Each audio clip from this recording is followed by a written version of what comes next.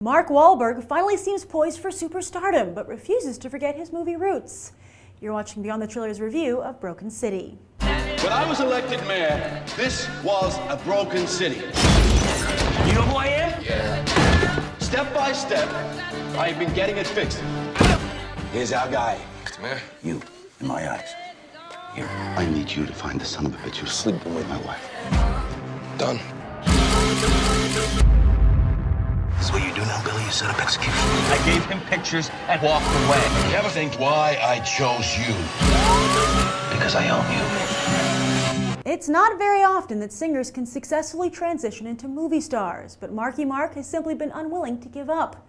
And when he first came to Hollywood back in 1994 with a supporting role in Renaissance Man opposite Danny DeVito, Mark Wahlberg's plan was to basically take a chance on any movie that would take a chance on him. And luckily for Wahlberg, one person who took a chance on him was someone also new to Hollywood, Paul Thomas Anderson. Anderson successfully used Wahlberg's reputation as a Calvin Klein underwear model to help create the character of Dirk Diggler, a porn version of A Star is Born, featuring an exceptionally well-endowed young man. Yes, few actors, at least back in the 1990s, would do that famous last shot where Diggler displays his impressive manhood on screen. But Anderson's gamble on Wahlberg paid off, and vice versa, as Wahlberg suddenly gained some credibility as an actor. Sort of how Justin Timberlake did with his turn in The Social Network, another singer who's trying to follow in Wahlberg's footsteps. But hopefully Timberlake will realize that one of the smartest things Wahlberg has done is make himself available to great directors, as it's great directors who usually make a movie star. And while Wahlberg has teamed up with Wolfgang Peterson for The Perfect Storm, Tim Burton for Planet of the Apes, M. Night Shyamalan for The Happening, and Martin Scorsese for The Departed, his real partnership has been with David O. Russell. Together they've made Three Kings, I Heart Huckabees, and most recently The Fighter, a film which renewed Wahlberg's artistic credibility and gave Russell his career back after some unfortunate blow-ups on set. But while Wahlberg wants artistic credibility, he also wants box office results. This has led to him making a number of low-budget crime dramas and action flicks, all of which with 2003's The Italian Job did just so-so at the box office. But they kept Wahlberg in the public eye and kept his core fan base happy. However, in 2010, Wahlberg discovered he had a real knack for straight-up comedy with the other guys. This led to a smart team-up with Seth MacFarlane on his debut film, Ted, which ended up being the highest-grossing comedy of 2012, and up there with The Hangover, Wedding Crashers, and Beverly Hills Cop as the highest-grossing R-rated comedies of all time. He's also brought this comedic flair to Michael Bay's upcoming Pain and Gain, where he and Bay got along so well, Wahlberg is taking over for Shia LaBeouf in the Transformers franchise. But despite all this newfound success, like Denzel Washington, who he co-stars with in the upcoming Two Guns, Wahlberg refuses to stop making the smaller flicks that have been his bread and butter over the past 20 years. Thus Broken City, which seems interchangeable with so many of his past films. Although he is following his director rule, as Alan Hughes helms The Pick, one half of the Hughes brothers who directed Dead Presidents from Hell and the Book of Eli. So does Broken City please Wahlberg's core fan base once again, which is all it really needs to do? Let's go find out. All right, Brando.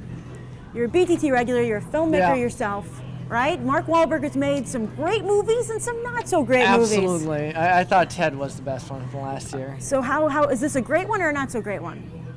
One of his good movies. Oh, wow. Very good. Oh, what did you like about it? Great acting in the action theme, the whole action theme, everything. Really good movie. Oh, what did you like about it? The way that he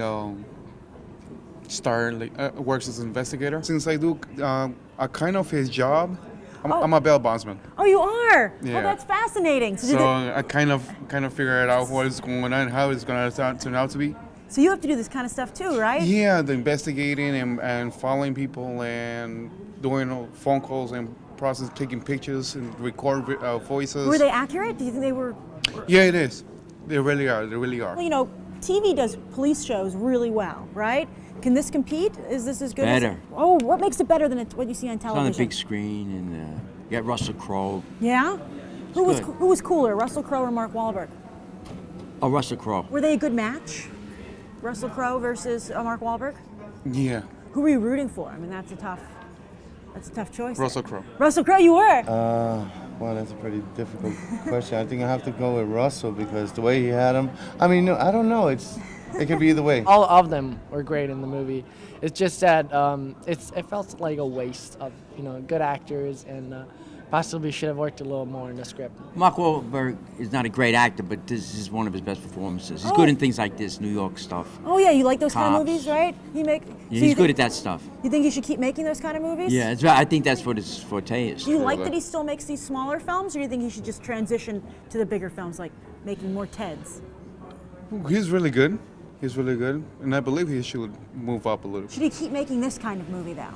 Yes. Okay, As good. long as it felt like, you know, he just went for it instead of actually picking a good thriller. So keep with this road, just pick better, you know. Read the script first, Read the maybe. script first. I was wondering, did he read the script? Did he read the whole thing, or just, you know, first 10 pages? Would you team up with Mark Wahlberg on a job? Yeah, yeah, and this is really interesting. But in really, like I said before, I kind of goes with Russell Crowe. What do you give it on a 1 to 10? I'd say about 8, maybe a good 9. 6. 9. 8.5. So Mark Wahlberg does please his fan base. His audiences overall give Broken City an 8. But if he ever moves on to bigger pictures permanently, looks like Russell Crowe can take over. I'm Grace Randolph reporting from AMC Empire 25, and I hope you'll go beyond the trailer for these other top movies.